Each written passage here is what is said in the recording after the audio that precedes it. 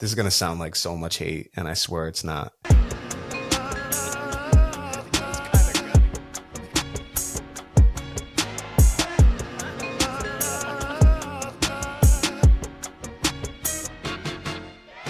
Welcome back to the Warner Brothers podcast. It's been a little bit of a break, but we are back. Tim is here. Newly graduated Keenan is here. Keenan, congrats. Thank you. Thank you. Appreciate it. Down. I have it to my left. I mean, I should have worn the cap. You're right. I at least could have worn the cap. You're right. But it was great. I'm glad I got to see. Glad I got to see you. Obviously, mom, grandpa, cousins. Danny was there as well. So it was fun to graduate. It was a fun time. Great ceremony and back. Good to be back. It's good to be back. And now I've got the diploma getting mailed to me. So excited for that. Yes. Keenan finally graduated from his penitentiary. So we're proud. We're all proud of you, Keenan. We're all very proud of you. Thanks. I Tim, appreciate glad it. to see you too. It's been a couple weeks. Been a long time. It's been a long time for me to see Tim. I haven't seen Tim in a minute. So Tim, I hope everything's going well. It's going real good. Let's go. Ready to talk some football. Oh boy. Speaking of, while all this stuff is going on, this is like the best time of the year for sport, like one of the best times, like this stretch from January until really summertime, where you're going to get everything. And the summer's now going to be taken over by the WNBA, so great. But Unrivaled finished up for that's cool, but really it's been March Madness time right now. You've got what? Who won Unrivaled? I think it was Team Rose. It had Chelsea Gray on it, Angel Reese, but she didn't play. Chelsea Gray was the MVP. Chelsea Gray was on another level this whole entire year for that, which makes her look – she's getting back to that true form because she's coming off an injury last year. So for the Aces this year, Chelsea Gray is in shape. And it's going to be good to think – Kyle has been thinking about this a little bit. I'm going to mention this and we'll get right into football. I've been thinking, like, you know how obviously there's that Olympic bump for a lot of people? Like, obviously we've seen – Dwayne Wade had his best year after the Olympics. KD had a great year after the Olympics. LeBron's had a great year after the Olympics.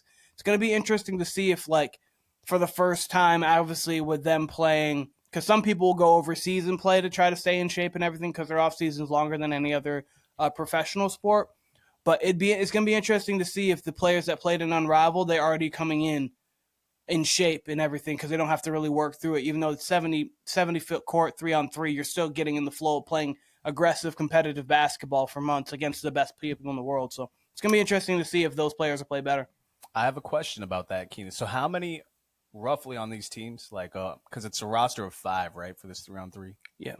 How many are actually like teammates in real life? Are all of them just like separated, or do actually a few of them? I know you got a couple that were teammates. I can't think off the top of my head. Right now, I think Courtney Williams, now they're not, but I think Courtney Williams and Nafisa Collier were on the same team. I think I could be wrong on that one, but they've played together. But not most of them weren't actually teammates. Like they did a pretty good job of kind of like splitting it up. They do you have it every now and again, but I mean, out of the, I think 50 players were in the league, you would have best 75 to 100. So, like, most of the best players played. Really, the only notable ones that didn't play were Caitlin and Asia. Were the two most notable ones that didn't play. I mean, you had Stewart, you had Nafisa Collier, you had Griner, you had Satu Sabali, you had all the Arike, Gumbawale. So, pretty much most of them already were playing in it. Really, as Asia and Caitlin were your two notable names that didn't. So, and Asia it's going to be interesting to quite see. A bit, right? Asia, I mean, I don't know why Asia didn't. I know why Caitlin didn't. Caitlin made sense to me. Caitlin was obviously being in the limelight. Like almost 2 years straight.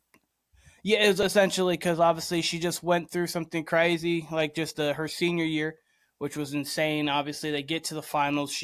Quick turnaround, WNBA there. So it makes sense for her. Asia, I was a little surprised about. I'm interested to see if Caitlin will do it next year. I know Paige is already going to probably do it next year. She has already bought stake in Unrivaled, so I'm assuming Paige will be playing there next year when she goes. So it's going to be good to see. Speaking of Caitlin Clark, I don't think we brought this up on the show. You mentioned she's had a busy last couple of years. Yeah. I don't know if you guys saw this about a month and a half, maybe 2 months ago. I think it was during the NFL playoffs, but she had a stalker. You guys see this? I did see something about that, yeah. And this dude went to court to get, I don't even know if it was a sentencing. It might have just been an arraignment. But he went in, was like, yeah, I did it. Like, guilty as charged. I think he literally said guilty as charged.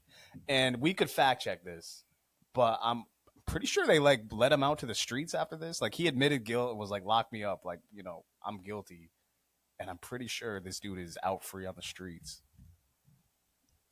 I don't want to typecast either, but this dude looks like a stalker too. Like he looks like, you know, type A, exactly what you'd cast in Hollywood for a stalker in a movie.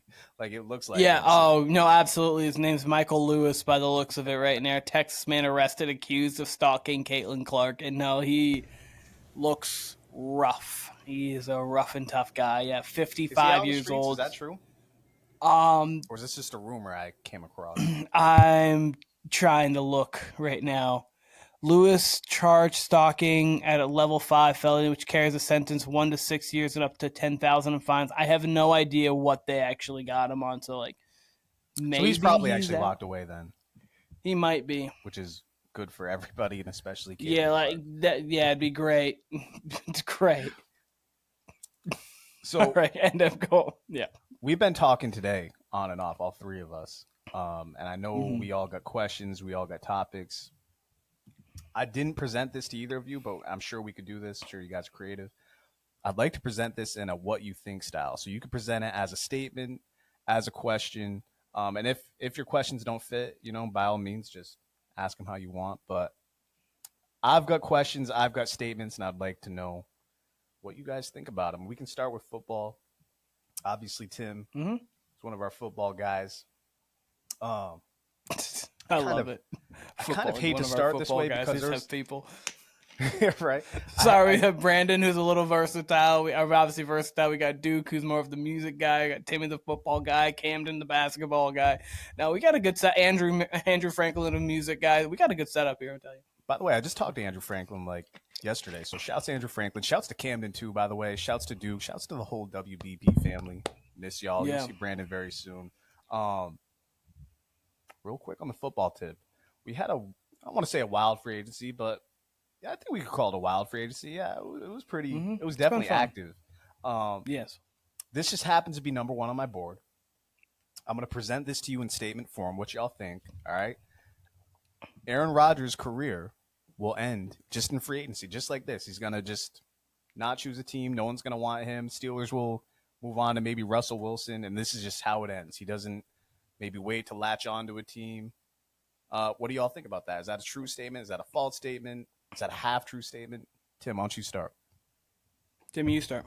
I'm going to say this is a half-true statement. I think his career does end, but I don't necessarily think it's because a team doesn't want him. I think it's because he doesn't want to play for either of these teams. I think I had seen a post saying that he was interested in playing for the Vikings, which to me doesn't really make any sense. They have the QB that they're going to try to roll with. Why would you want to step into that? It sounds like he's trying to just be Brett Favre at this point. Pretty much. Pretty much. So they've said that they have no interest in signing Rodgers. So it basically comes down to the Giants and the Steelers. Those are the two teams that are willing. Now, the problem is he's kind of got both teams by the balls here. He's got the Giants won't offer Russell Wilson a contract because they want to get Rodgers, but Rodgers won't make a decision. They could have Russ on the roster right now if they really wanted to. But until Rodgers makes that decision, they're not going to offer one to Russ because if Russ signs, then they don't get Rodgers. So it is kind of a stranglehold that he's got. I do agree. I think he does end this year. I already said this a couple weeks back. I don't think he gets signed because I think he just says, I'm not going to take my talents anywhere. I'm going to take a year off, whatever. I think he's done. I don't think he's got anything left. So I think it's Steelers or bust. I think those are the Vikings. It makes sense why he wants to go to the Vikings. I mean, you have a situation where he thinks to himself, I just watched Sam Darnold get 14 wins here. They obviously lost the last 2 games of the season. They had a chance. They went into the last game of the season looking that they could have been the 1 seed and the best team in the league, like record-wise, tied with the Chiefs. So I get why he would want to go there. if you have any faith in J.J. McCarthy, I don't know why you would want him there. Like, you have the option to trade for Kirk Cousins. You could get Russell Wilson, who wouldn't be as much of a locker room problem if you did want to just get a veteran guy. Or there's quarterbacks out there that you can get if you need a filler for a year while you're – because I know there was in mid-season there was a report that it might be a little setback for J.J. McCarthy, but regardless of what it is, if he's the quarterback of the future – then you don't get Aaron Rodgers. That just stymies the process of him coming in because Aaron's going to want to be there. I think he says he wants a 2-year contract.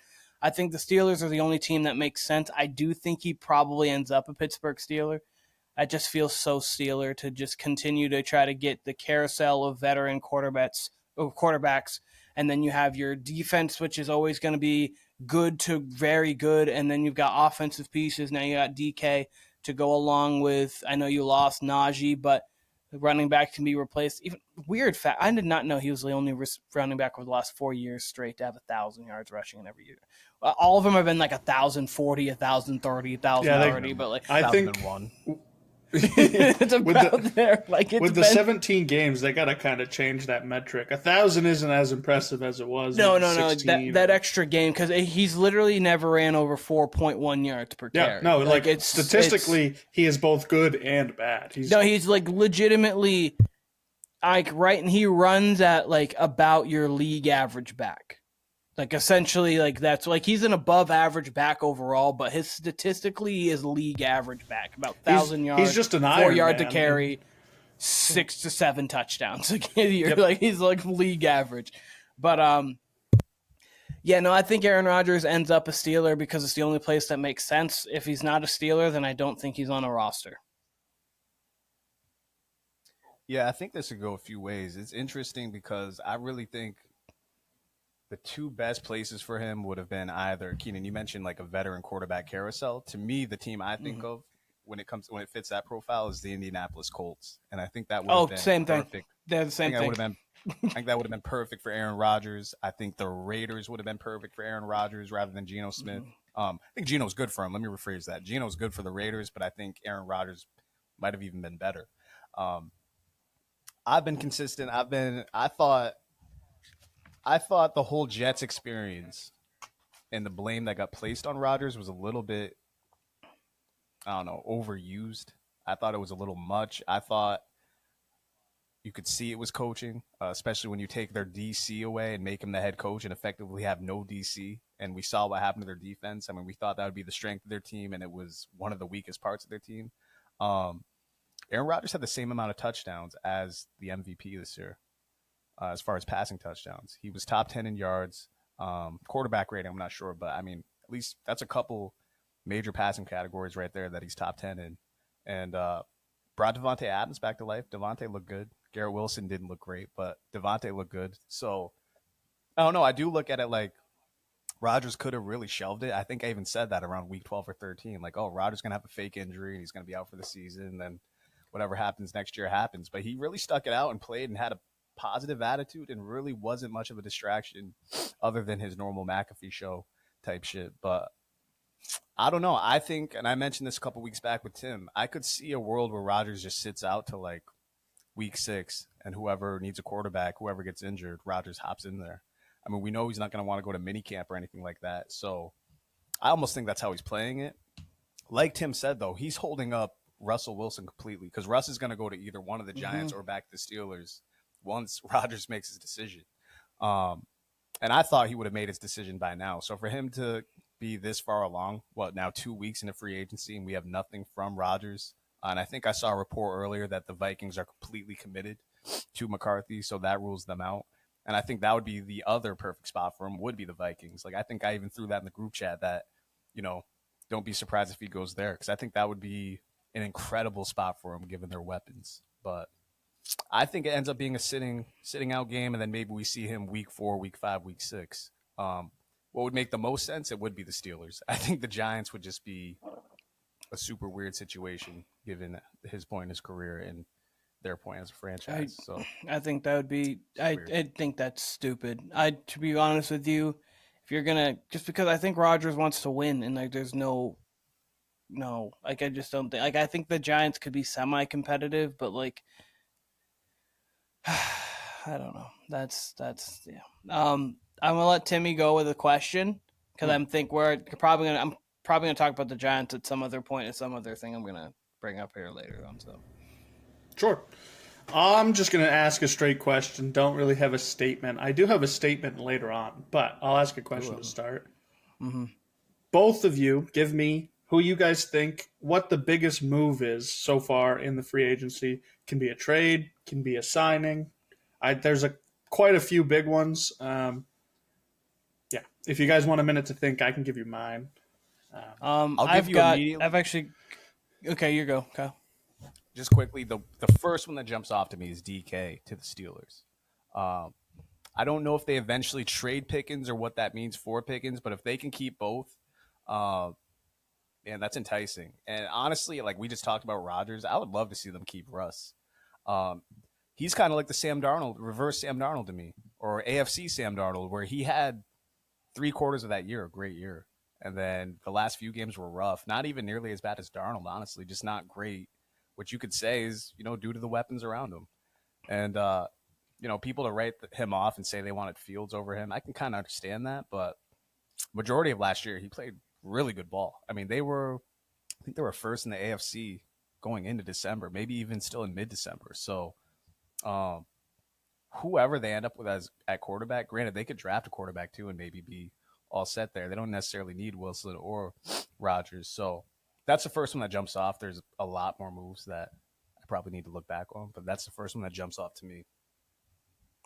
So I've got a couple things. So I can go off. For me, the biggest trade actually was Debo, and I think that Debo, I like that move. I like that one the most because you're right. I think DK is a very talented player, and he's better than Debo at this point, in my personal opinion. Just the way that they have been going Debo, the way they use him, obviously back in as a wide receiver in San Francisco. His body's kind of deteriorated a little bit. He hasn't had that same season. I think it was in 2022 or 2023, one of those 2 years where he had his All-Pro season or close to. But it's such a low risk, high reward kind of move for them. I understand that they're giving up a little bit of capital, but like if he doesn't work out all that well, then okay, you're still trying to go for something. But if he does work out and you can get a better version of Debo Samuel than what you've gotten in San Francisco over the last couple of years, then you got a guy who can be a number one on any given day. You've got a guy who can he gives that offense a more dynamic fit and a more dynamic feel to it because you've got Jaden who is a dual threat. Obviously, they had Brian Robinson and Austin Eckler to give you kind of dual threats there. You get McLaurin obviously on the outside. You got Noah Brown who could get over the top. Zach Ertz was playing very well at tight end, and then you've got this guy in Debo who you could put in the backfield. You can put in the slot. You can put him outside.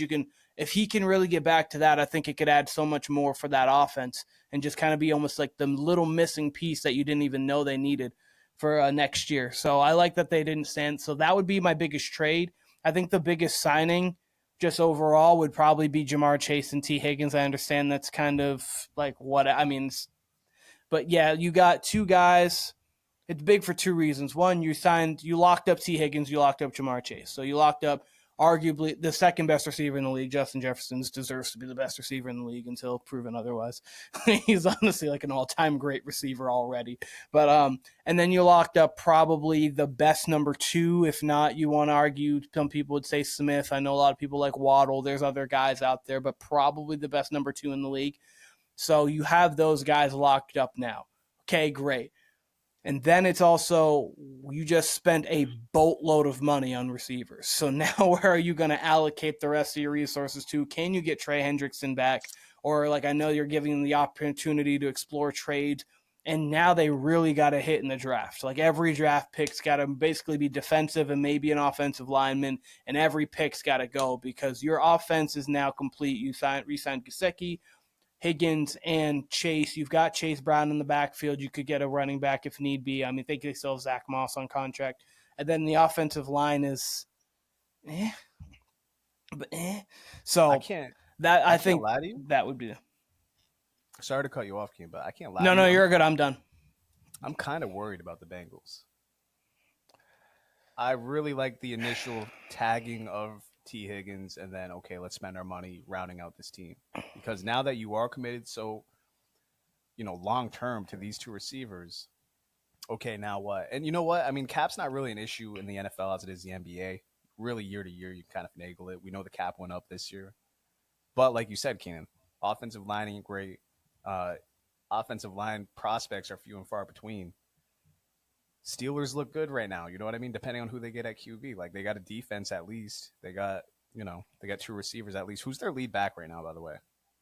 With Najee gone. I actually don't know. So they'll probably get a running back in the draft. Like I was gonna say Jalen Warren, but like they'll probably get someone in the draft. I mean, it's good for them that the Browns are fucking weird, and I might have a Browns question or statement going on later, but I mean, that's kind of their saving grace right now. I feel even without a QB right now, and this is kind of crazy to say, I almost feel like the Steelers are a safer bet next year going forward, or at least maybe. How about this? Maybe the next 3 years going forward. I know we obviously know their offense is going to be okay for Cincinnati, but I kind of worry about them long term. So here's the thing, Kyle. Mike Tomlin just knows how to be 500, at least that. They know how to get 9 to 10 wins. So it's a safer bet to say they could get to the. I mean, last year they put up 28 points a game and they had a high flying offense and they only won 9 games and missed the playoffs. So you're right. They're in a situation now where they're trying to they need to do exactly what the Eagles did. Nail some free agent signings we know nothing about, Zach Bond, other things, and then completely kill the draft. They need to just absolutely hit on every single pick in the draft, which is what the Eagles did last year, because they have the offense now for it. Joe Burrow, and you can't complain about the offensive line at all. I mean, Joe Burrow doesn't. He's the one of the quarterbacks who's dealt with. I mean, he won a playoff game of getting sacked 8 times. But he's fine. He'll do. But that offense needs to be what it was last year. And with a new D coordinator, and they better hit on the draft. And then these players who are getting paid better step up. This defense, as long as this defense is this 15th best defense in the league, they can go out there and compete for a Super Bowl. Genuinely. If the defense is 25th again, we're going to see a lot of things like last year. I mean, last year they lost 4 games where they scored over 33 points, and that's the most ever. We're going to see more of the same of that. I mean, you got the best Burrow, the best Chase, the best Hendrickson, a great Tee Higgins every game he played. Chase Brown was a very good asset to that roster. Dropped off, though. That was a big part of their season. I was going to say, Evan McPherson. Yeah, because they could have made the playoffs if he hit a couple kicks. There was he missed the one against the Ravens, and honestly, if he hits the one against the Ravens, they're in the playoffs. They were that close to being there, regardless. So he missed 2 game winners against the Chargers too.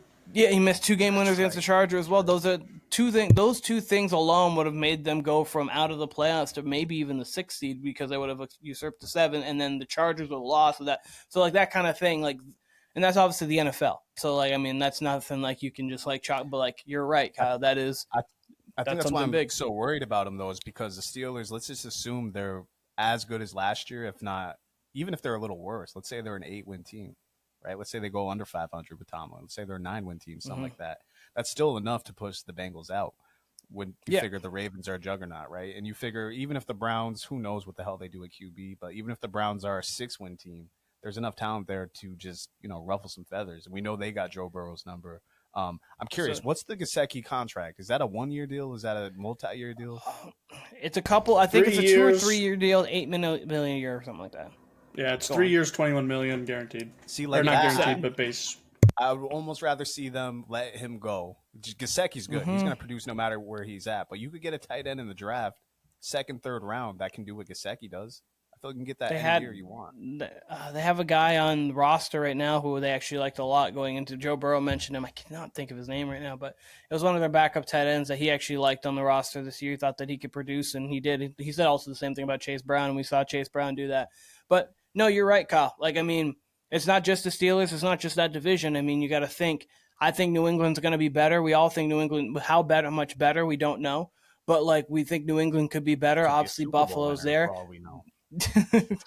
Absolutely. The entire AFC West has gotten better other than the Chiefs, but the Chiefs are still the Chiefs. So at worst they're going to be fighting for a playoff spot. Kyle thinks that they could miss the playoffs this year, and that's even so they're not going 3-14.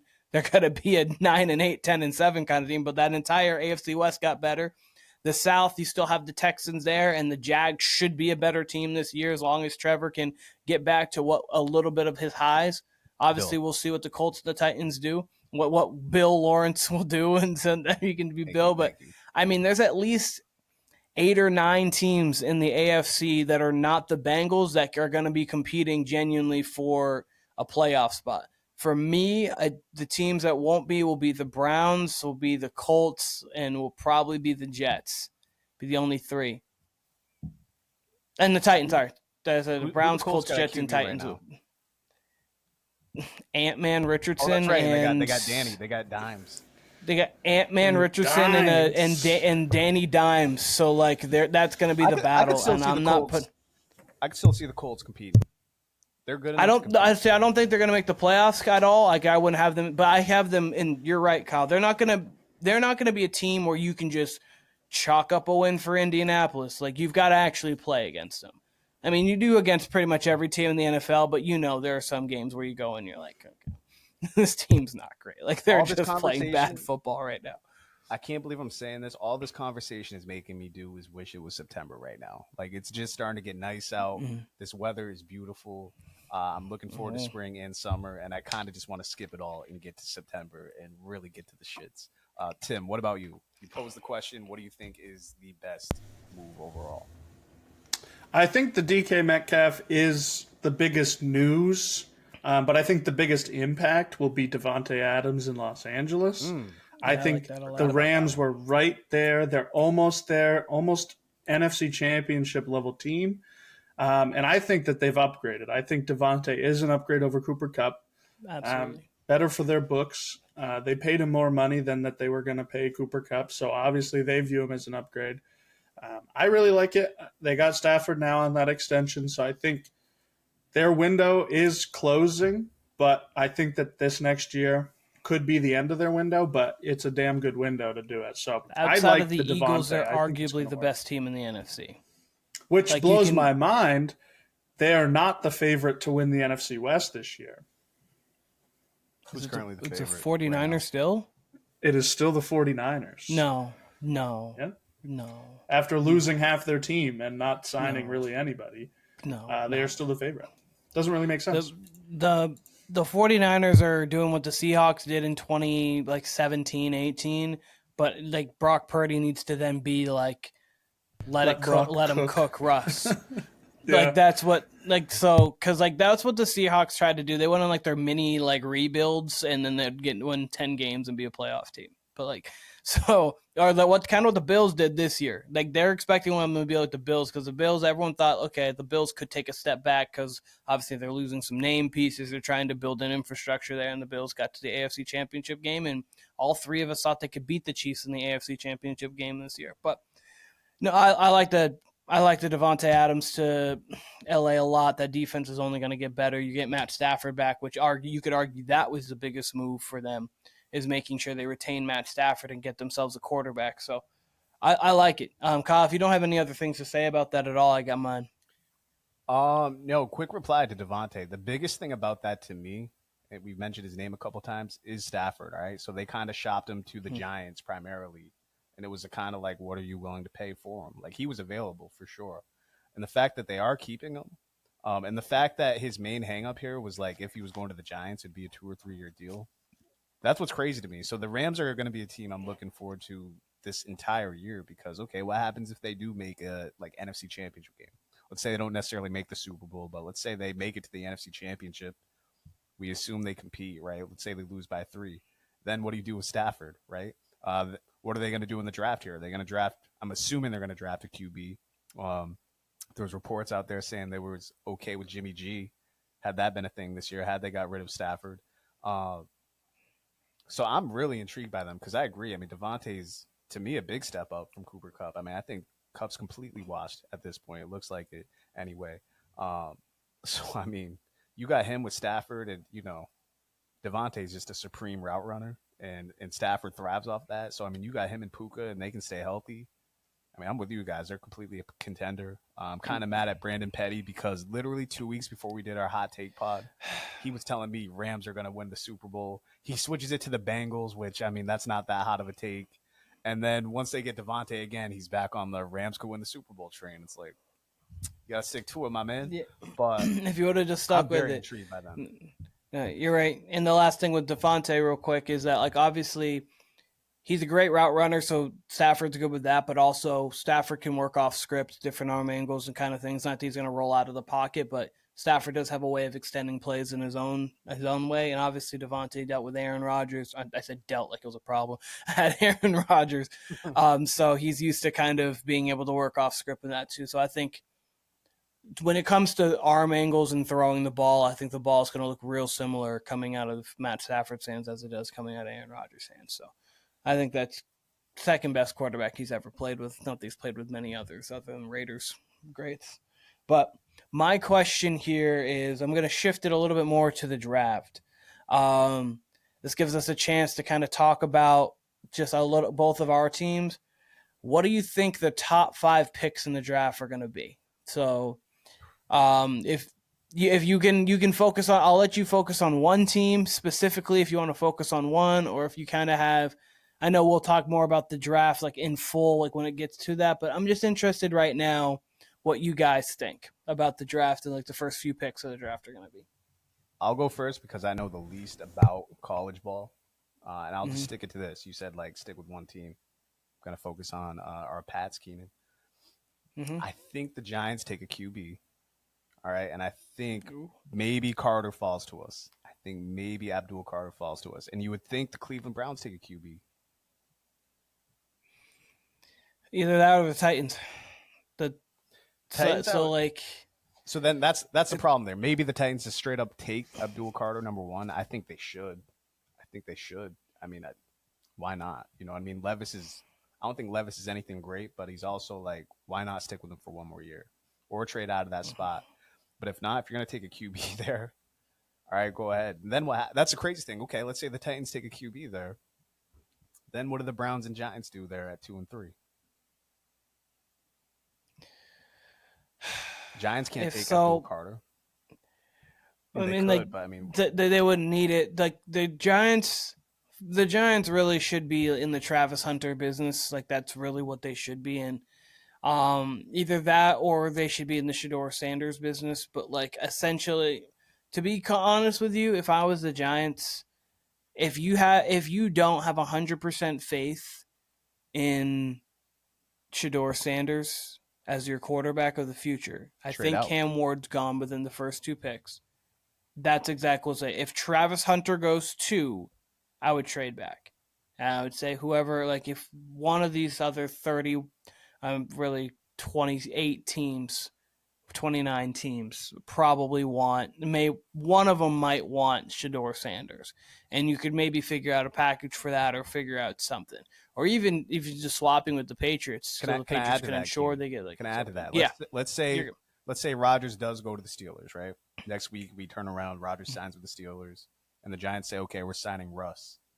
Then what? You're not signing Russ to a 4-year deal to be your quarterback of the future. He's obviously a bridge QB.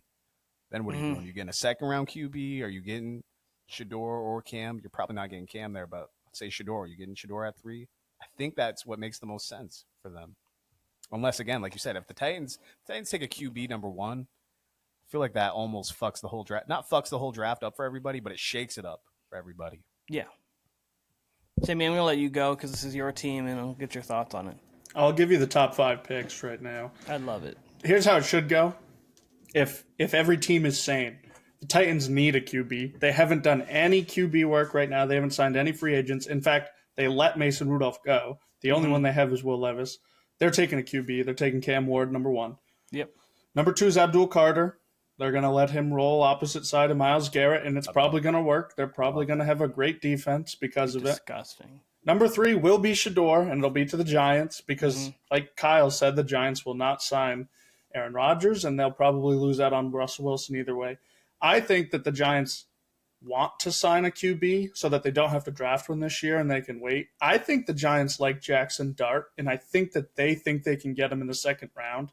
So if they sign Russ get Jackson in the second round, then they can go Travis Hunter here. But I don't think that happens, and I think they take Shador. The fourth pick will be Travis Hunter, which is the Patriots. Yeah. Which is a damn good cornerback duo with Gonzalez and Travis Hunter. They just got Carlton Davis too. So you got Christian Gonzalez, You got your Carlton slot. Davis, and Travis Hunter. You'll have a lockdown back end because they already They're have going to some average good safeties. 7.9 points per game. 7.9 48 catches a passing game. yards per game, and it'll all be to running backs. And then obviously they I keep forgetting the defensive tackle's name that they just signed, but obviously from the Eagles. Yeah, they paid him big money there too. Too much money. That's a classic Patriots signing right there. Take a guy that nobody knows and pay him $26 million a year. Hey, he had a big Super Bowl. Pats used to get him on the cheap, though. That's the thing. We used to get him on the cheap. It'll work.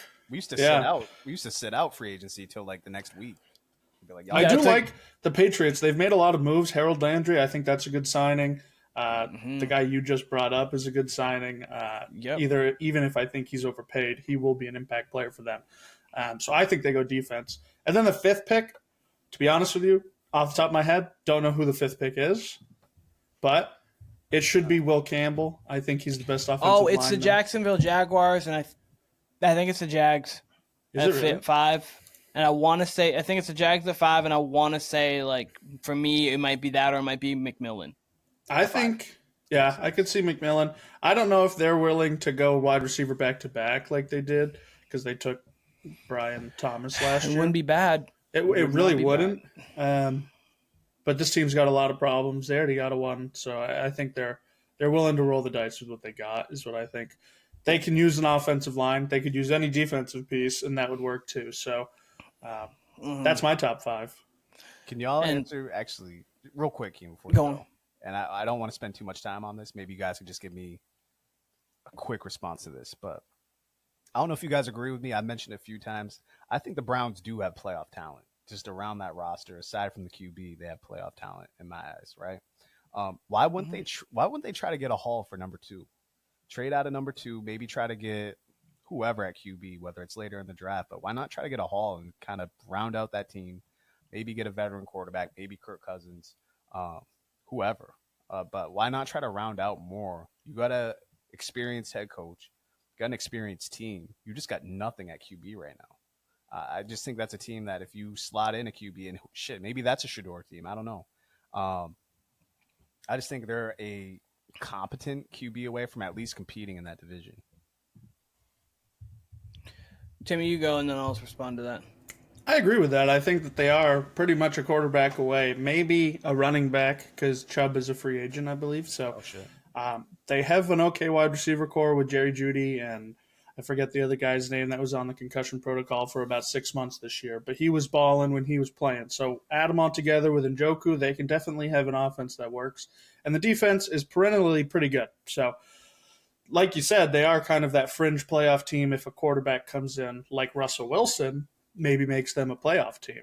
The problem with trading this pick is other than Abdul Carter and maybe Travis Hunter, there's really nobody you want to trade up for that you couldn't just trade up to like 5 or 6 to get.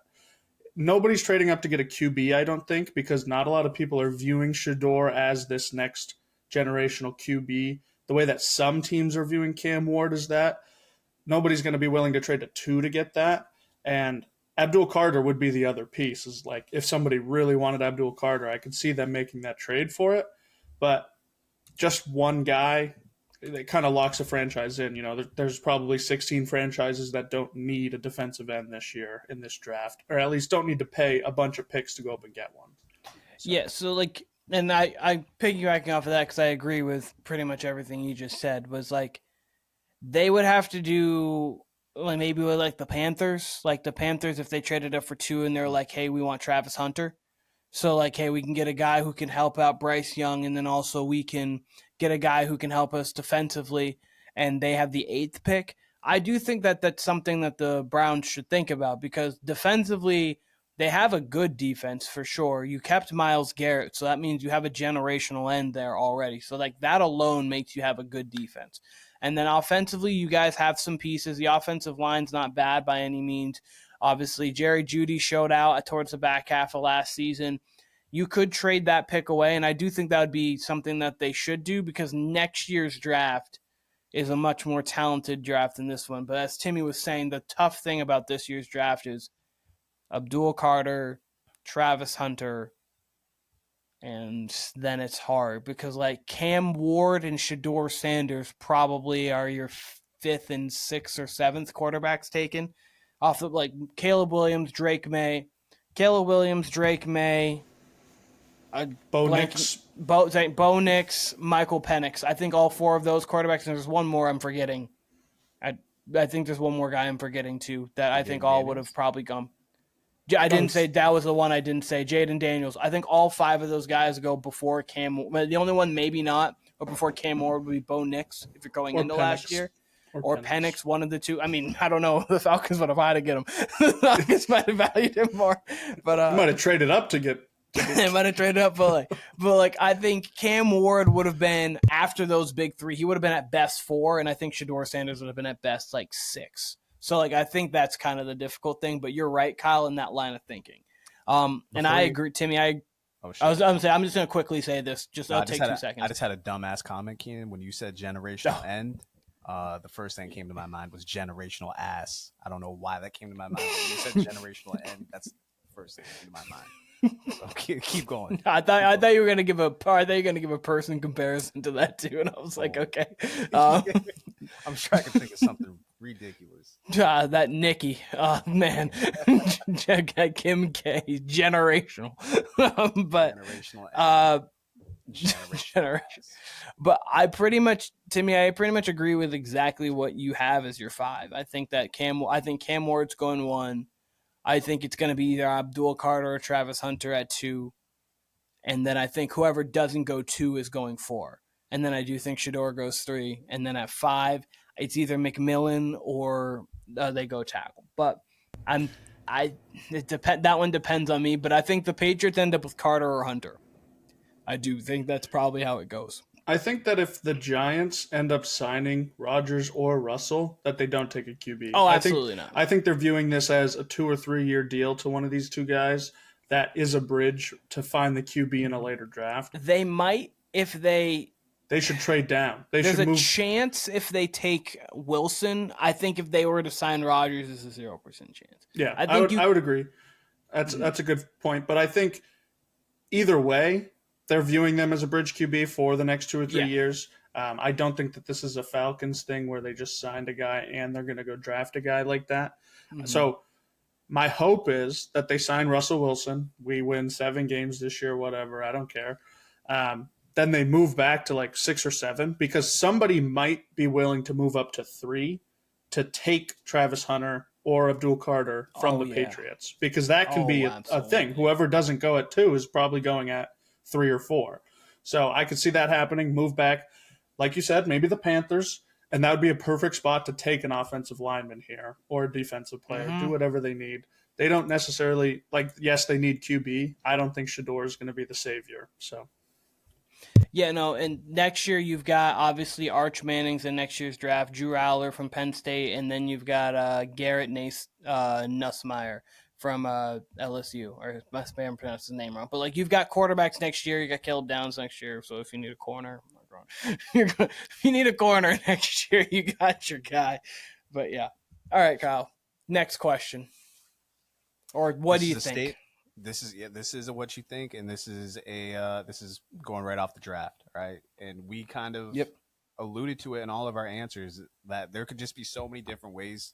Not only this top 5 goes, but obviously the rest of the draft takes place after the top 5. They go to the rhythm of what happens in the top 5. So, could this be the most exciting draft of the last 5 years? Or this will be, if I'm going to put it in a statement form, this will be the most exciting draft of the last 5 years.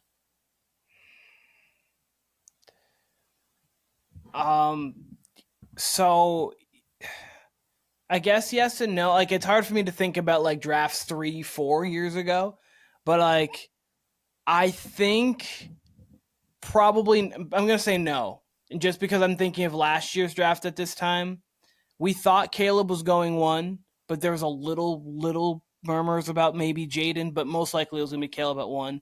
We didn't know who was going to be 2. We didn't know who was going to be 3, whether it was going to be Jaden, Drake, May. And then there was a lot of other quarterback talent, and I think quarterback talent makes it interesting. I think this year, because there's the lack of high-end talent other than 2 true blue chip like guys who you think are going to be like superstars in the league, I think it's interesting because then like now it's playing almost chess rather than like who's going to take what superstar. It's like this year it's kind of chess-like where it's like, okay, well, they could do this because there's not really much here. And I think it could be more of like this year's draft could make next year's draft or the year after's draft even more interesting because of how people move their chess pieces. So I would say no, but I do think this year is interesting because of that aspect. See, that's interesting because I think outside of Penix last year, I thought it was pretty much chalk. You know what I mean? I thought with Caleb, like, yeah, people were kind of murmuring, but I think overall, like, we knew Caleb was going to Chicago. I think really it was the 2-3 thing. I thought Jaden Daniels, Drake May was the mix-up. We didn't know what was going to happen or where they were going to go.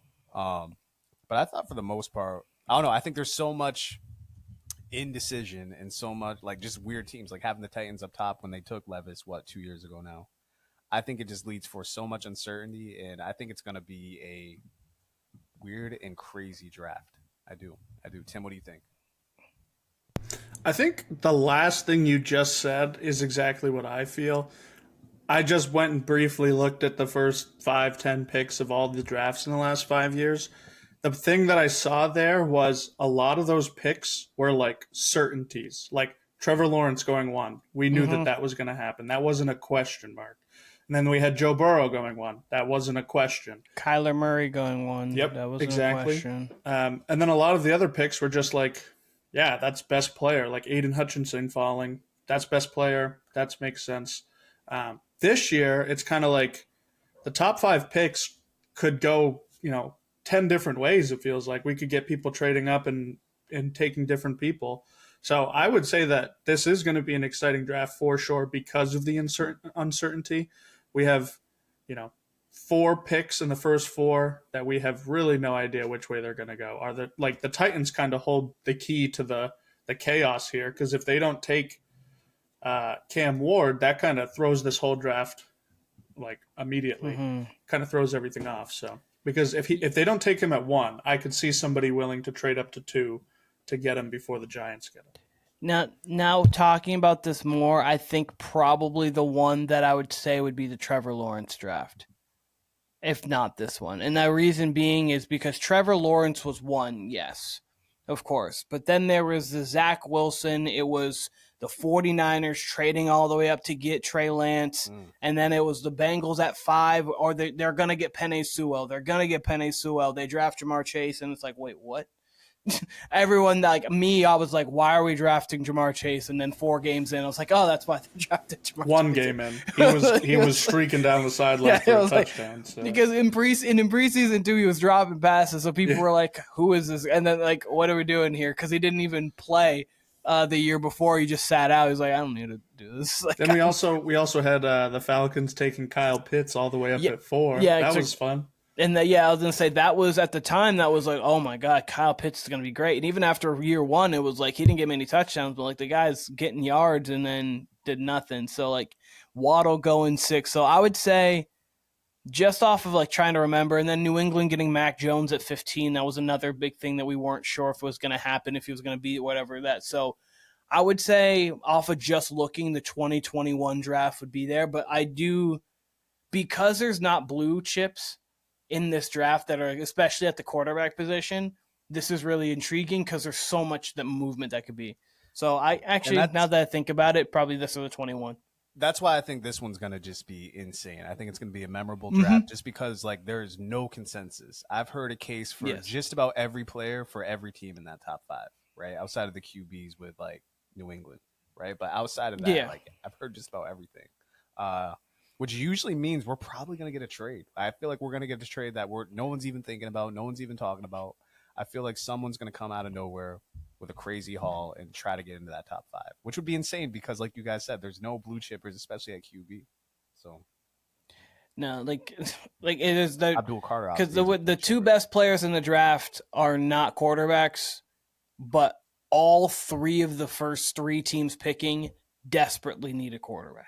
So that's where it comes. That's where it comes into like you overpay for a quarterback because like Cam Ward's not 1-1 worthy on most quarterback years, and he's not the 1-1 in this draft. But like, and that's where I think like you don't outsmart yourself and say fuck it, we'll roll it over. Like we're gonna be bad anyway. Let's just take the best player available. We'll take Abdul Carter number one. Like I think that should always be your play, especially in this situation. We see this all the time in the NBA where you try to talk yourself this guy at number one when he's like, yeah, he's the best player this year, but he would be number 8. Like last year, Ricochet, he would have gone probably number 8 in most drafts, or number 15, something like that. He's a good prospect, don't get me wrong, but he's not number 1 in most drafts.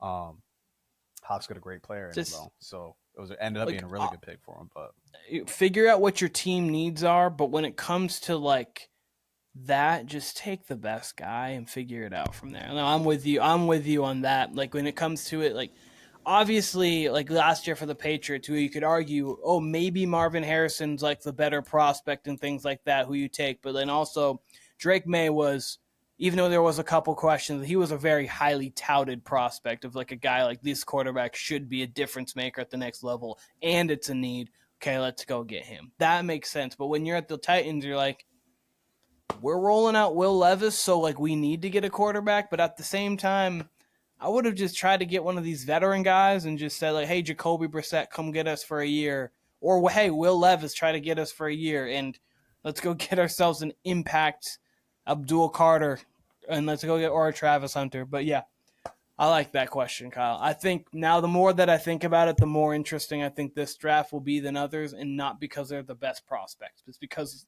it happens to be the worst draft of the last 5 when it comes to talent. And that's why it's going to be more interesting, funny enough. Timmy, you want me to just go on with a new question or statement? Yeah, go on with your question or statement or whatever you have to say next. The Seattle Seahawks will win 10 games next year. The fuck out of here. What do you guys get the fuck out of here? That's my first reaction. That's my first reaction. Is Sam Darnold throwing the ball to himself? What's going on here?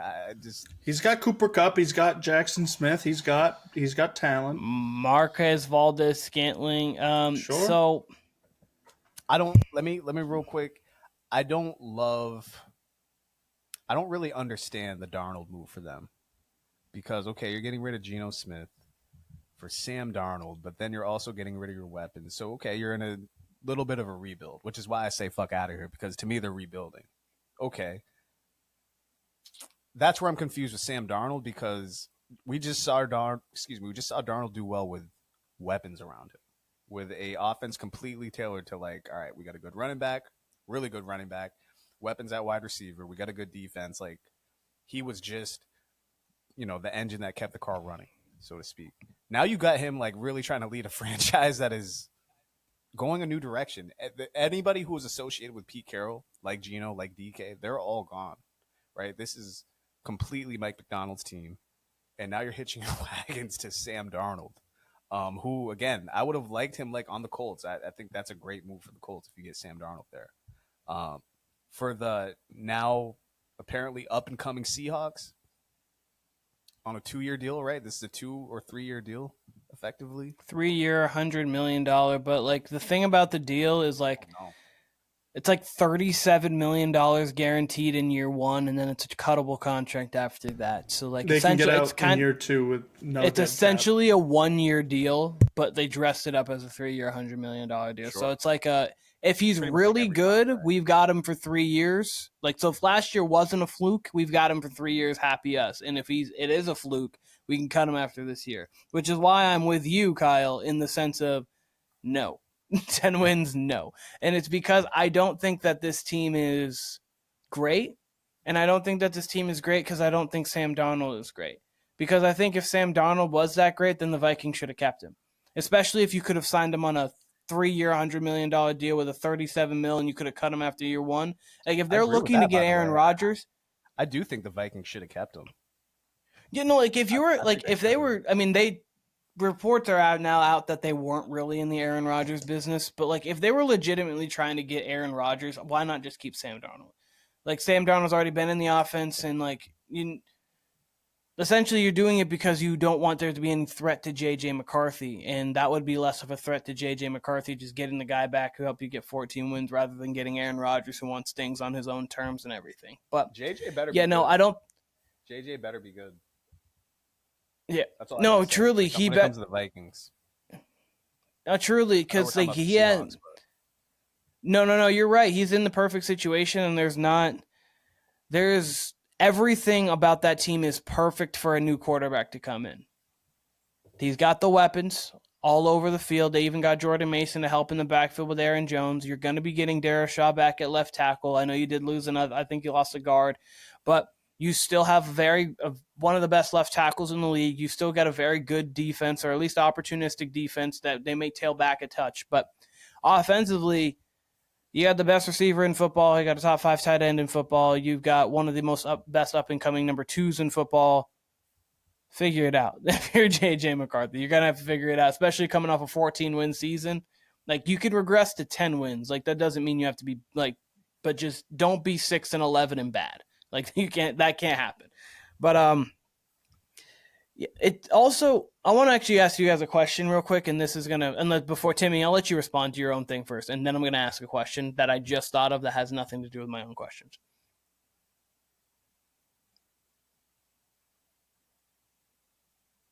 My bad. I thought Keenan was going. My fault.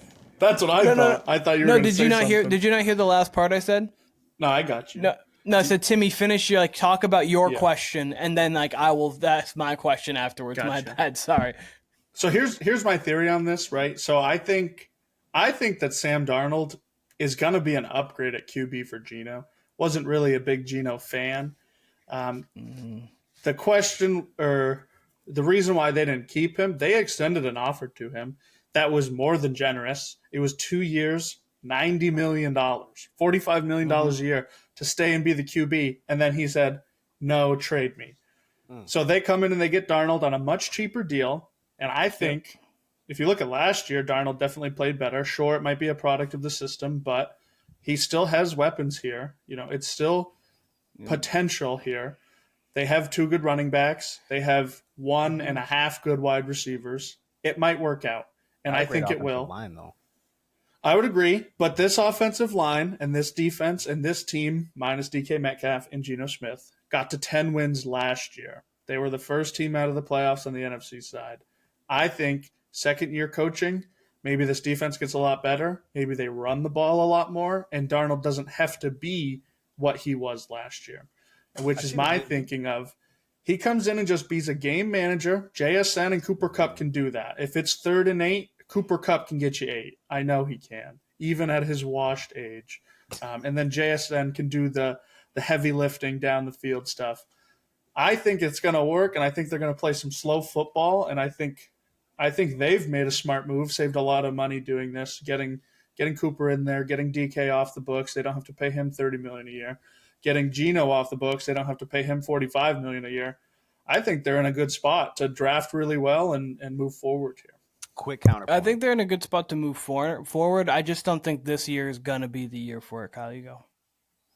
My quick counterpoint, because you make a compelling case. I see the vision that you're saying. They're going to be a ground and pound team, big on defense. They got a defensive coach. Their defense can only go up from last year. My counterpoint would be, they were a 10-win team last year, but I feel like they should have won 12. I feel like they gave away games, and I feel like their offensive line was a big part of that. Though I like the Mike McDonald hiring, thought he lost them a few games too. Thought he did, which is to be expected from a rookie coach, I guess. You combine that with, again, this is Sam Darnold manning the team. I know you're saying he could be a game manager, but his skill set is more so of a guy who can take shots downfield or can scramble a little bit. So I'm having a hard time wrapping my head around Sam Darnold game manager, though I get what you're saying. If they did scale it down for him, I mean, that's what happened to Alex Smith once upon a time. He became a game manager. They, highlighted his athleticism and his whole career changed. But I don't see the weapons. They do, like you said, they got JSN. Thing with me, man, I really do think Kupp is DOA. I don't think he can get open at all. I could see a world where he's injured week 4 and then we just never see him again type of thing. That being said, though, I mean, they could have a great draft and, maybe My thing is that gives credence to you almost, Tim, is I see them as more of a 7-8 win team. I don't see them getting below 7. I really can't see them only winning 6 games next year. I think McDonald is at least a good enough coach to get you to like average. I think Darnold's good enough to get you to average, right? If you get injuries or maybe the Niners take a slide back or, who knows what happens with the Cardinals year to year, they could just squeak into 10. I don't necessarily think they're like Keenan said. I don't think as constructed right now, are they a 10-win team? No. Could they sneak to 10 just by virtue of what happens in the division or what happens in the conference? I guess. I don't see it right now, but after you make the case of them being a ground and pound team, I kind of see the vision. I can kind of see the division. Yeah, I get what you're saying. I don't think it happens, but I get what you're saying. And my question to you is, we were talking about J.J. McCarthy. We were talking about, obviously, Kyle, you had said he better play better. He better play good. We just saw this team win 14 games with Sam Darnold. And obviously last year we saw Jaden Daniels take the world by storm and have the best rookie season ever. The year before that, we saw C.J. Stroud have arguably the best rookie season ever. Do you think these last 2 seasons from quarterbacks are going to put more of a pressure on quarterbacks coming in onto having to be like instantly having to be the guy? Because obviously, and even so, like maybe not have to be perfect, but like even Drake May, we needed to see flashes. We saw enough flashes last year for I feel confident in Drake May going forward. But like, do you think that's going to put pressure on these other quarterbacks coming in? Go ahead, Tim. Definitely. Go back a little bit further. We saw C.J. Stroud have to come in and play immediately. We saw Bryce Young come in and play immediately. We know how both those seasons turned out, and we know exactly what the media said about both. One was a bust. One was, greatest of all time, rookie-wise. Yeah. So I do agree. I think pretty much at this point, if you're a top 10 pick and you're a quarterback, you're expected to play week 1, or you're expected to play in the first year for sure, unless an injury happens, obviously, like J.J. McCarthy. I think there is going to be pressure on him. I think he's probably going to succeed. He's got a great coach to do it. They've got the weapons. I think there is a lot of pressure coming in. It used to be the case you could draft somebody at 10 or 15 and let him sit for a year or 2 and then play him. I don't think that is quite the case anymore. I think those guys are going to be second rounders. If you're drafting a quarterback in the first round, he's playing. Before I let you go on your full talks, Kyle, you're right too, because even like talking about people like Bo Nix last year, like Bo Nix came in was the instant starter. He was a late first round pick, and he still, or like mid first was he? I think he was like 12. 12, yes, 12, yeah, mid first rather. My bad, but he was a mid first round pick. He came in and obviously led the Broncos to get to the playoffs. So like, you see it a lot more. And I was just thinking about it because it really puts like Cam Ward and Shador Sanders in a tough spot where these both are guys who have a lot of talent, but they also could be in situations where, like, if they're not in the right situation, being in Tennessee with not much offensive talent, being in New York with Malik Neighbors, but like outside of that, you don't have a whole lot. And so it could be tough for them, but they have to come in there and be like game changers. So like, it's interesting to just think that for that kind of thing. Kyle, go on. No, I don't think it's any different, honestly. I think it's been that way for the last decade. If we're going to add the 2010s in here, I think it's been the same. And I think it's the same for the NBA as well, if we're talking about really the 2 major sports in America. So I don't think it's any different. I mean, you go to, was it the 2011 or 2012 draft, whichever one was Andrew Luck and RG3. I mean, you had Luck, RG3, Russell Wilson, and probably 2 or 3 other quarterbacks in that draft performing. So, I mean, you have these situations, you have these years, you have these certain drafts where you'll have, 2 or 3, or in this case, last year, 5 QBs that immediately produce. But overall, that's not the case, which is why I'm such a proponent of, having 2 or 3 QBs, like having the Vikings hold on to Darnold, not get rid of him. You know what I mean? Having him along with J.J. McCarthy in case McCarthy gets injured again. Because you really don't know with these QBs. More often than not, like Keenan, you were talking about last year's draft with Caleb Williams, Jaden Daniels, Drake May. My whole thing last year was probably only one of those is going to hit. And right now it looks like all 3, including, as we said, maybe even Penix, maybe even Bo Nix. He obviously got them to the playoffs. It looks like all those guys hit. right now. Last year legitimately has potential to be like the best quarterback class of all, like one of them, like of all time. Like, and like obviously we know like Marino and like there was the Marino like Elway class. Like I understand that, but like I'm just like you have Jaden Daniels who looks like a superstar, Caleb Williams who people feel like has superstar potential, Drake May who already looks really good, Bo Nix got someone to the playoffs, Michael Penix looked good in the couple starts that he had, and I was just like, it looks like last year's draft quarterback was like, those are 5 future quarterbacks of the league in like 8 years. Like we'll see all of them are good starters. For sure. And my thing is like anytime anyone wants to make a proclamation about anything when it comes to sports, my whole thing is just you never fucking know what's going to happen. You know, I speak about, I just said that Andrew Luck RG3 class. That was it for RG3. We never saw the best of RG3 ever again after that. Andrew Luck retired. Kirk Cousins was in that draft. Exactly, yeah. Andrew Luck retires. Like, you just don't know what's going to happen with these QBs. And I think it's honestly more likely that two of those guys fall off from last year. I'm not wishing that, but I mean, you already got – go ahead. No. So I was like, okay, you're right. Like it's more realistic that 3 out of the 5 are really good and the other 2 are like okay, and like Bo Nix may have had his best year this year. That's more realistic than all 5 of them being like 5 of your 10 best quarterbacks in the league. You're right. Sure, yeah. I mean, you just never know what's going to happen. But as far as, to your original question, pressure, I think honestly, man, I mean, we've talked about it with basketball since the First Take era has really like just ruined sports media as far as mainstream goes. I think it's been very tough for first round picks in general, top 10 picks in general for the NBA and NFL. So, and especially QBs, you're going to get it. Like for instance, with Cam Ward and Shador, all these NFL heads, all these draft scouts, they know these guys aren't Peyton Manning, aren't Trevor Lawrence, aren't any of those guys. And they're still going to get treated like that if they have, let's say one of these guys goes to the Browns week 1 and has a terrible game. They're going to get picked apart like it is Trevor Lawrence or it is Peyton Manning the same way, just because that's especially Shador.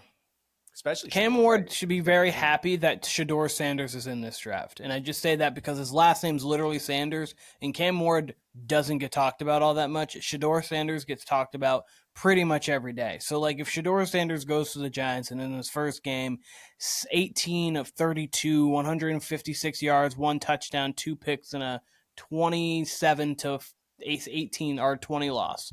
Where you're like, you see a couple things, you're like, oh man, I don't know if Shador Sanders is going to be the guy for the future for the Giants.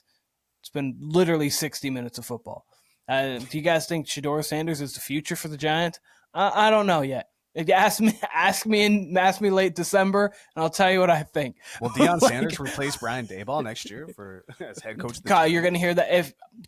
If I'm not going to lie to you, if he gets drafted by the Giants, if the Giants start 0-1, you're going to be hearing that all year. I promise you that's going to be – you're already hearing it. Like, it's already being like a kind of thrown out there. Like, if Shador does go to the Giants, and then you're going to hear the commentary you'll hear the next day after the draft will be, are the Giants going to be looking at getting Deion Sanders, prime Sanders in New York?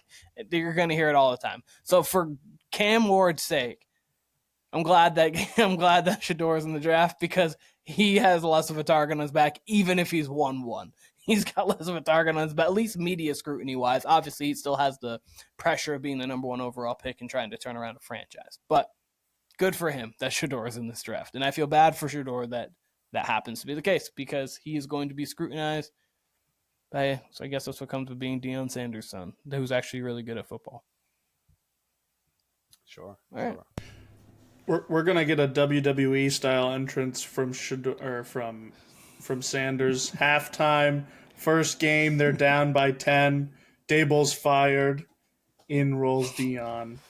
No, genuinely. Hit time. No, it's I genuinely. You're gonna hear that so much. You're gonna just hear it so much, especially if things at Colorado aren't going like swimmingly, or if they are going swimmingly. Honestly, anything that happens next year, swimmingly. I'm saying that was the first vocab word that came to my head. So like if Colorado's killing it next year, you're gonna be like, oh my god, Deion could come in and save the Giants. If Colorado's bad next year, you'd be like, that Full Sail degree right there with swimming. I use swimmingly.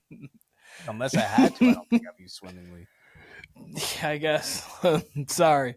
But if not, it's going to be okay. Man, at Colorado's just not is not the same right now. I mean, he's got to get out of there. Colorado ain't going to get no prospects there. But even though it's literally what Deion there's for. But no, it's interesting. Is there any other questions? Anyone else have anything else they want to bring to the board right now? Is it my go? Because I got a 2-pack for y'all that is not football. Yeah, I was gonna say you can. I was gonna say give us that 2-pack, and then I've got nothing. You give us that Tupac Shakur, and then after that, unless Timmy has something else, I'm good. We'll see. I might even got more for y'all, but this pertains to another sport. It's March Madness time. We got basketball tomorrow. Right, starts at noon. Correct? Is that the usual time for March Madness? 12:15. We got the 8-9. Let me ask y'all this. All right, actually, let me say this. I'm going to make this statement for them, what y'all think. Basketball is not a winter sport. Agreed. Actually, 100% agree. And here's why. Obviously, it's played during the winter. And Timmy, I'll let you obviously have the floor after this, but it's obviously played during the winter because that's just when it is. And it's, I think, that way because a lot of the time, like you have football, what rules the fall into the winter, and so then after football season's done, you really get the swing of basketball. But no, it's not. Think about like us, Kyle. Spring? What? Do you identify it with spring? Spring and summer. I always because here's the thing. When I think of basketball, truly, I think of springtime because I think March Madness starts it. Like the All-Star weekend really starts basketball for me, like truly starts it. Because like Christmas Day is where you start to pay attention to the NBA and everything, you're excited for it. But right after Christmas, the entire month of January, no one cares about anything but football, college football, or active NFL. Like regardless, it's just one game a weekend or a couple games a weekend. That's all we care about during the week. And then we're only watching on the weekend. So like, cool. But like, right when All-Star Weekend happens is when spring starts to come on, and then you're really happy, and then it's March Madness, and it's right into the playoffs. And then think about it as just you playing basketball, Kyle. You obviously want to play basketball a lot in the wintertime because it's basketball season, but you were just so excited to get out during like spring and summertime to get out to the courts and just play pick up ball with your friends. Like that's like peak time. You're just thinking about that. And then when it starts to get to fall time, then you're like, ooh, can we get 6-on-6 for football yet? Like, can we try to can we organize some sort of football? But like towards the beginning of the spring and summer, it's obviously baseball if you're playing baseball, but really it's let's get out to the courts and let's play basketball. Or if we can get a gym inside, let's go play basketball. That's when our pickup runs were at its best, was right in that February to summertime. So yes. I agree. I think it's a spring to summer sport. At least when people really start to tune into basketball, it is already springtime.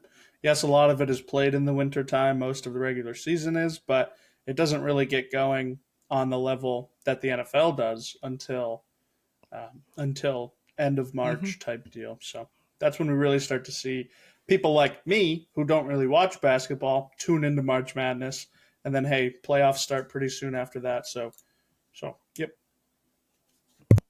All right, second question statement, Tim. You threw in the group chat the other day, WBP brackets. I'm lazy when it comes to that type of stuff, so this is a question for Keenan. Keenan, we're gonna get some brackets going tomorrow. Maybe get be us three, maybe Duke and Brandon, maybe Camden, maybe a few others. Is that something we could cook for up? March Madness? Mm-hmm. Okay, so here's my question. Are you actually asking for a March Madness, like we're going to predict the brackets, or are you asking for like us doing different bracket things on different topics? I'm just checking. That we can do that throughout March. We could do other I mean, that would be amazing. Okay, but you're actually talking about a legitimate bracket. We do like an ESPN group, and then we can post it for the people. Because I mean, yeah, we can. I mean, I have one with my work right now. I watch college basketball and men's. I thoroughly watch the women's, so like I can give you a way more accurate depiction of what's going to happen in the women's game than I can in the men's game. But I do know a bit about the men's game. I do talk about it with other people and pay attention. So yeah, I mean, we can it's not that hard. We'll get it going. And yeah, sure. Sounds good to me. Won't be easy. You want to do a men's and women's or just a men's one? Sure, I'm down. I'll do both. I was gonna say this used to be the time of year, Keenan, where I would just it was dynasty time for me and my junior high girls team. Like this would just be dynasty time. We'd be winning. You know, be basking in the glory right now. So this was thinking. The Rotary tournament was the first time I cared about basketball. Like a Rotary tournament, you looked forward to that, and that was like close. That was the end of winter, close to spring. Tim, did you play in the Rotary? Were you a Rotary guy? I did not. No, you didn't make the team. Out the Rotary. Had some border hoop level fame, and that was it. I love it. No, Got but that ship. yeah.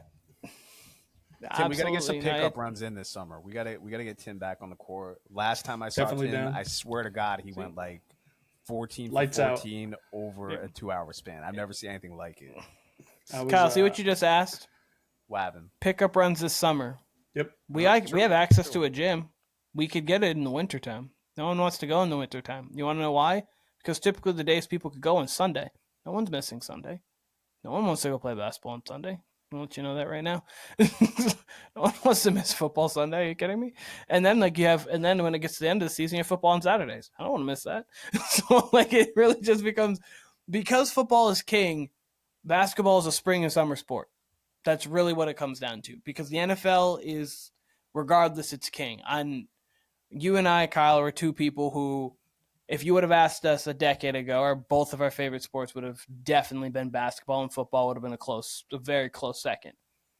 Especially watching too. I think if you give us back to early 2010, it would have been really close. Would have been really close. Don't get me wrong, but I think both of us right now would lean football first and then basketball second. It's not even. It would be football first and then basketball second. Watching, and if you would have asked you in 2011, right after the decision. If I would have asked, or 2010, right after the decision, what do you like watching more? I mean, I like watching basketball more and then football second.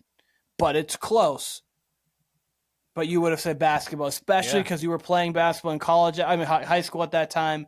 And that was when all of our friends were really into basketball and everything like that. I'm just thinking of my viewing time while the Heat were. It's funny because while the big three Heat were going. You take that specific time, 2010. Absolutely would have been NBA. For whatever reason, there was high school. I dipped on football a little bit. Aside from the Patriots' undefeated season, I wasn't locked in the way I was, before high school and certainly after high school. Once I hit college, I was 2011 on, or I guess you could say fall of 2010 on. It's been NFL all day for me. So I would say fall of 2010 moving forward.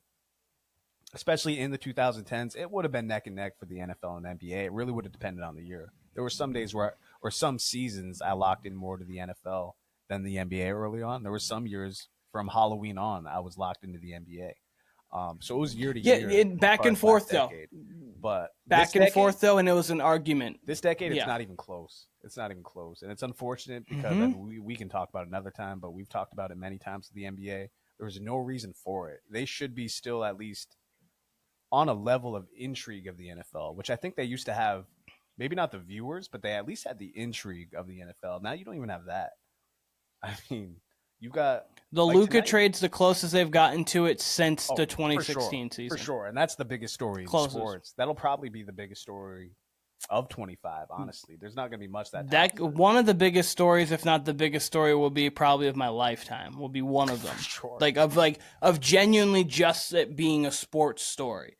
There's unfortunately Kobe was the biggest story of my lifetime, unfortunately. But of just sports stories, that probably is the biggest of my lifetime. I'm trying to think if there's anything in the NFL. I mean, Manning going to the Broncos was massive. You take it tonight, right? Tonight, and I think today's Wednesday. I think it was Monday. Nuggets Warriors, right? Yep. Jokic and Murray sit out that game. Cool that the Nuggets end up winning and that ends up being a story, but we all want to see Jokic and Murray versus Curry and the gang, Butler and the gang, Draymond and them. And then tonight, you got Lakers and Nuggets, Jokic and Murray, and maybe they actually are injured for them to sit out both games with a night in between. So maybe they are injured, but should have been at least Luka versus them. And we're all tuning in. And instead we got, it's going to be the Westbrook show versus Luka. And in LeBron's case, he's actually injured. But you see so many times, and we've talked about this ad nauseum, so there's no point in bringing it up. But you've seen so many times where it's the Bucks Celtics Thursday night. Oh, let's go watch. Oh, okay. Giannis is out. No damn. Dame sitting, right? Like random injury. So, but I mean that's been the case now with the NBA for unfortunately most of this decade, if not. You never turn on a Sunday 425 Fox special Bills Chiefs and like, oh man, no Allen. Oh man, Chris Jones is out for no reason, just sitting this week. Like, no Kelsey. You never see that, obviously. I mean, obviously every game matters so much more. There's only 17 compared to 82, but like you just don't see it. So, and Tim's that's also why gonna you'll have always. Tim, we got to do before the playoffs. Maybe you doing your NBA reconstruction. We've been teasing that for a while. We have been. I got to work on it. I really do. I love it. It's all up here. I just got to put it on paper. Hey, Keenan, I mean, And then submit it to the league. I've told you for sure. Which, by the way, speaking of that, Tim, like you sent me earlier. Actually, let me just quickly make the statement, then I'll continue with my statement to Tim. Keenan, I've said this to you before, though. For me right now, it would be NFL 1, UFC 2, NBA 3, probably until the playoffs. Playoffs, I mean, come on, we're locked in, but regular season, front to back. Let me tell you right now, front to back. I'll tell you when it gets to October. You're gonna say the NHL? I might watch the WNBA more than the NBA. It might honestly get to that point for me. Like I'm so locked in on this WNBA season starting. You don't even know. I watched more. I watched more WNBA in 24 than I have NBA in 25. Probably, as much as I hate to say it. And it's increased. It's increased after January for sure. But as far as I've been watching a lot of NBA too. Like I can't I've been watching the Spurs a bunch. I've obviously been watching all marquee games. Like I can't say I haven't been watching basketball. It's on most nights, but I'm not driving home to watch a game like I am the NFL or like I did the WNBA. Right? It's on, but I'm not necessarily watching it until the fourth quarter, maybe. Yeah, it's just not appointment viewing. You don't change your schedule for the NBA like we used to. Because what used to be a Nuggets Warriors Monday night game, or maybe like if it was a Friday night game, or like the Saturday ABC games, like when those were like big 2013, we would be like, okay, Andrew, Nate, Aaron, what are we doing? Like, we hanging out? Like, where were we watching this one? Game's on, and like the game, like we were together. Let's say there's real quick before I bring up my topic to Tim, but let's say there's 8 straight ABC Saturday night games. It's not out of reason to say 3 or 4 of those, and that's being generous, 3 or 4 of those are going to have stars sitting. And another thing the NBA doesn't do that they more than could do, because we've seen them do it and they just don't exercise this enough, is flexing games. You have enough time to where it's not like the NFL where like by week 8, week 9, teams could go either way kind of thing. You know who's good and who's not in the NBA by, 4 months in, 3 months in. You got enough time to flex the Pelicans out of a game. No one wants to watch the fucking Pelicans at this point in the season. The Spurs at this point don't need to play any more marquee matchup games, and they're going to have some because obviously you prepare for Wemby games. Cool, that's fine. But at this point, in a late April or mid-April game, I don't need to see them a marquee matchup against the Warriors. You can flex that out. Change it. You can't tell me there's not a better game on that day than that game. Like there's one. Part of the reason why I brought up the basketball being like a spring summer sport, and we've talked about this, Keenan. Push the NBA season back. Push it out of October. Push it into November, December, and end the season in July. You're gonna have so many eyeballs on the sport if you're playing games late in June into July. We saw it during the COVID year when they had games on all the time during July. It was great for the NBA. And it didn't. It's not going to hurt the product as long as the NBA season ends before the 3rd week of August. We'll be fine. Just don't let it go into the end of don't let it go into the beginning of football. Like NBA needs to end before football begins. Do not let it compete with the MLS. That's the only thing we can say for sure. But Tim, and I guess you can't do it just because of the Olympics. But anyways, yeah, right. Yeah, you could work around it depending on the year. It's an Olympic year. You could start your season a week or two earlier, something like that. Mm-hmm. Tim, real quick, you sent me the proposed rule changes. We've talked about it.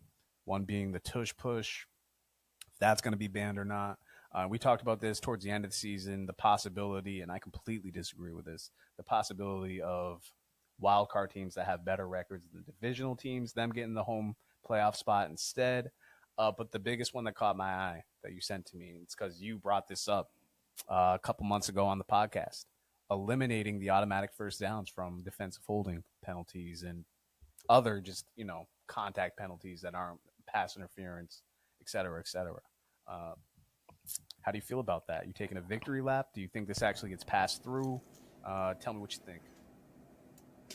I think it's likely that it probably just doesn't get passed through, but it's good that it's brought up. They saw the TikTok clip. At least. Oh yeah, no, they saw the TikTok is what we're saying. Hell yeah.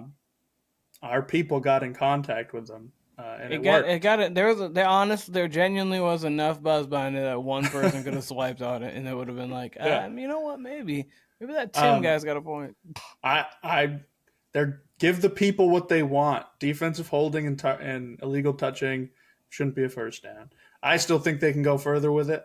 Defensive pass interference, that's 1 yard down the field. I don't think that should be a first down either. But I think if you're beyond the sticks, go ahead and give it to them, sure. But I like that we're moving in the right direction. I think it can make the game better. Now, I do have a question for you. The seeding, wild card versus division winner seeding, that rule change was proposed by the Lions, the team that benefited the most from that happening. What do you guys think about that? That's extremely interesting. I wouldn't expect that. I'm against it, and I mentioned this when we first talked about it. I think it was towards the end of the playoffs. It might have been that week in between the championship game and the Super Bowl. That's part of what makes the NFL is the divisional rivalries and winning the division being so important. Cool, it would get you an automatic bid. Maybe it wouldn't be such a big deal since it is still an automatic bid, but I would still rather see it be divisional winners getting the home game rather than, because it's not going to be every year that you get, a wild card team. The that Panthers had in 15 or 14 when they went 7-8-1 and they got the divisional game. Yeah. But like that's going to happen sometimes. What the Vikings did this past year, that's going to happen sometimes, but it's not going to be the norm. I don't believe so. I'd rather do one of two things. Make it to where the divisions don't matter at all, and that the top 7 teams with the best records are. And if you want to do it that way, then you do it that way. If not, keep it the same. I think I would keep it. I wouldn't do it like half. Like if you're going to do it, then make it so the Vikings are the 2 seed last year and not the 5th seed. So because what is it really? I understand home field advantage does matter. So you are crediting them for that. But then I don't know. That's not their fault that their division's bad. I understand the Patriots when they were running everything in the world and doing great things. The AFC East wasn't great. It's not their fault. They had top picks every year. It's not my fault they can't draft. They suck at drafting. They can't get people to want to be there. It's not our fault. We benefit from the fact they have a bad division, but then the division gets good. Then the Dolphins get good. The Jets thought were going to get good. The Patriots end up getting bad. Sometimes the AFC West wasn't always great, but now the AFC West is getting great again. That's the ebbs and flows of it. So if you're going to change it, then just change it all and just say, hey, divisions don't fully matter. Divisions only matter for scheduling. So you're going to play your division opponents 2 times compared to everyone else once. And then the top 7 teams are in the playoffs. Everyone else is not. If you're going to do that, then cool. If not, then I would keep it the same. Can I tell you something that bothers me more than any one of these rule changes? And it shouldn't bother me because they're technically a division rival, but it just bugs me. And then we can get out of here after this. The fact that the Bills are building a dome and they're not going to lean into why they have such a home field advantage, it's partly because of the weather in Buffalo. They're going to have a fucking dome in Buffalo, which I get it. Detroit, they could have an advantage, but they've always had the dome. But the fact that Buffalo is building a dome and in, I don't know what, 2 or 3 years, they will then I don't like that. be a track meet thinking team. About it. It's good for the Pats. It's good for the Jets. It's good for everybody else. It's good for these West Coast teams now that'll be coming across. Like that completely. And I get it. They still have rabid fans. Like it's going to be probably even louder in there because it's a dome. But part of the reason why they are such a dominant home football team is because of the weather. So Weird take. You either have a dome division or you have a non-dome division. I'd kind of like that. I kind of like that. So like, I mean, so like basically the the AFC, NFC South. like I was just like the NFC South, like make the Panthers a dome, and then all of them just like dome, like and the Bucks a dome, like make like two divisions dome divisions, two not. So you have 16 locations you can have the Super Bowl technically, unless you want to try to have it outside again. But 16 locations you can have the Super Bowl, just roll it around there, cool. And then just have dome divisions and non-dome divisions. I think that would be a weird take, but cool one. Just because, like the thing about the playing in the AFC East is like, oh, okay.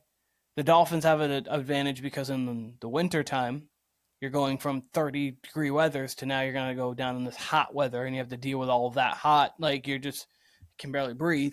And then you can barely breathe. And then Miami's got to go up to New England in December and they're shoveling snow. They're like, well, I don't want this. Can I say something off of that, Keenan? Off of what you're saying? Yeah, go for Another it. thing about these Go for it. divisions. I wish they actually aligned with their location. It bugs me. It bugs me to no end that the Cowboys are in the NFC East because that's my favorite division. But you know what would make me love it even more? If that was the Baltimore Ravens or the Patriots. But the AFC East, for the most part, outside of the Dolphins, makes sense. But even the Dolphins are still. I mean, it's the East Coast. Granted, it's as south as you can get, kind of. But I would love it. Like, imagine the Ravens and the NFC East. If that's the Ravens, Commanders, Giants, and the Eagles, they're all right there. Four prestige teams in a way. They all got history. And then, yeah, maybe if you sub out, keep the Bills, keep the Jets, keep the Pats in the AFC East, and substitute the Dolphins with, I don't know, maybe the Steelers, or that's kind of Midwest. But you would have to change multiple things of it, and you'd have to change multiple things. I mean, the Colts would make sense, but if you just traded the Colts for the Dolphins, you'd have the Colts because I mean, India. I mean, it's not the two Florida teams. True, but you'd have two Florida teams, the Houston team, and the Tennessee team. So all South teams, and then you would have Indy, and then you'd have Indy. Then you would obviously have the Patriots, the Bills, and the Jets. I think that would make sense.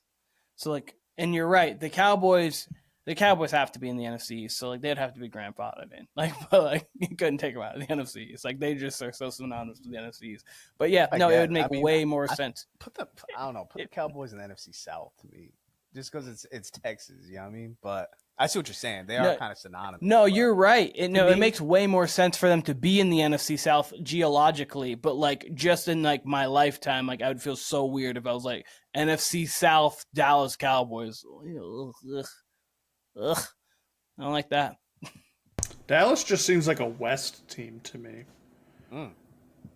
It is tough to get them into the West because there's quite a few teams out there, but when I think Dallas, I think you're going West. You're not going South. So they're a Southwest team to you.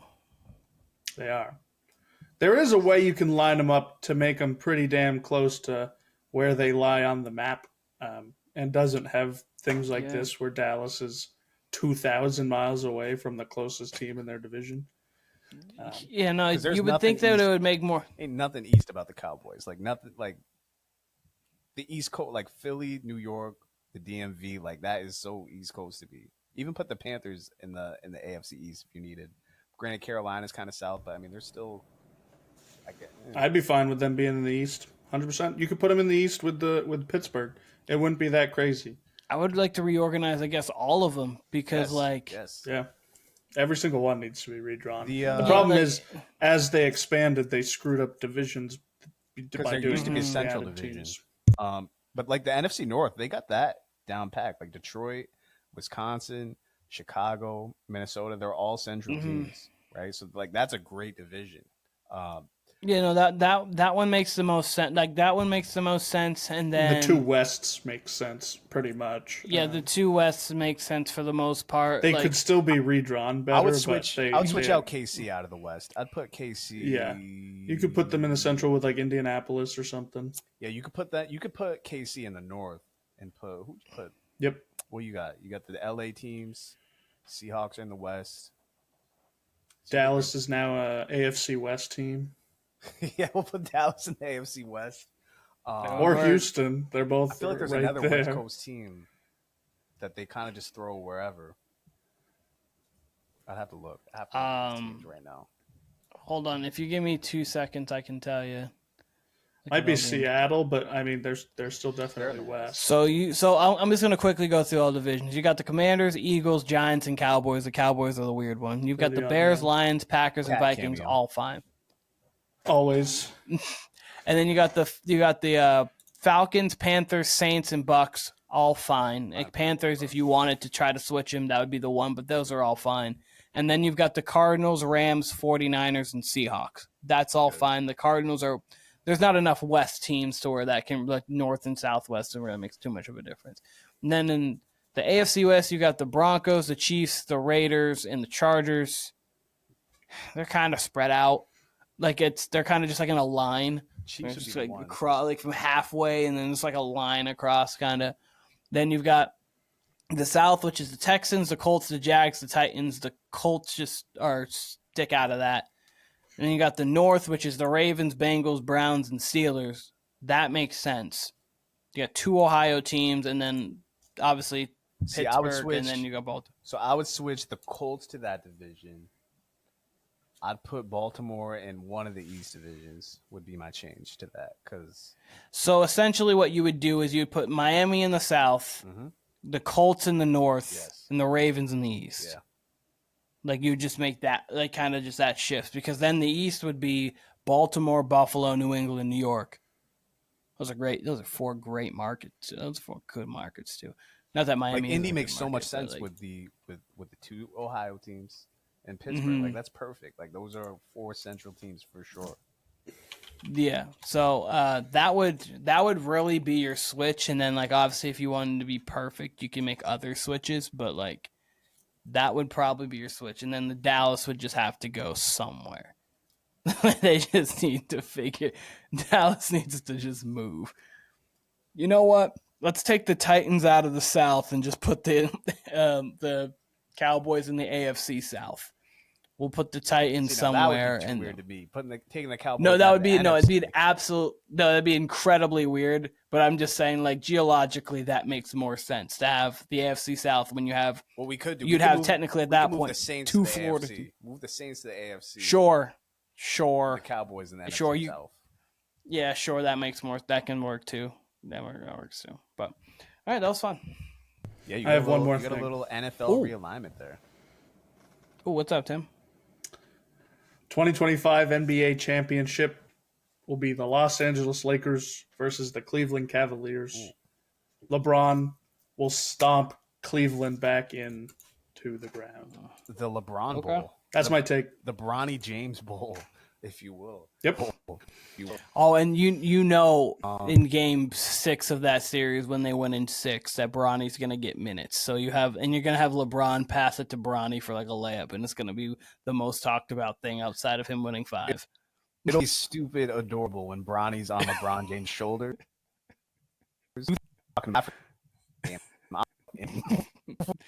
They're on LeBron James' shoulders, and he lets him dunk off his shoulders. Yeah, that'll be adorable. As if he can't dunk himself. As if he's not a good G League player right now. He tries to dunk in a real NBA game. He is a good G League player. As if he can't dunk. He does have some bounce. No, you're right. He's not dunking on like Evan Mobley or anything. It's just funny to think of like you're just saying it like he's like 5'1" and can't even like get up. Like he actually is a pretty like good it's athlete. 14-year-old Ronnie. Like it's 8-year-old. Like he can actually punch. But yeah, no. Okay. Lakers over Cleveland. Interesting. We're gonna have him for more NBA. I don't have that as my finals right now, so I don't expect many people to have that as the finals, Keenan. I think it'll be a great surprised. story. I think a lot of people, not a lot, but I think there's a segment that could definitely see that. a lot of people love the Lakers. It'd be the Cleveland side of it. A lot of people love themselves. People are in Lakers. Cleveland too. I feel like. There's a lot of people on. There's a lot of people in Cleveland, and there's a lot of people in LA. So I mean, it could work. I just haven't heard people say that Cleveland and LA are going to be there. But I've heard a lot of people really high on Cleveland. I've definitely heard a lot of people loving the Lakers. Well, that's all the time we from Tim. You got NFL realignment. You got questions. You got statements. You got about what's not season basketball is, I should say. But you got a lot of wide-ranging conversation from the WBP. Listen, we will be back very soon. More NBA, probably more. What are we, 2 weeks away from the draft? Or next? Or is it next weekend? What we got? We got 1 month. It's like late April.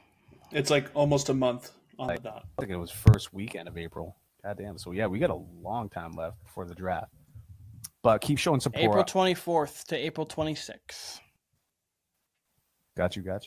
Listen, we appreciate all the support. YouTube, TikTok, Instagram, etc. We will be back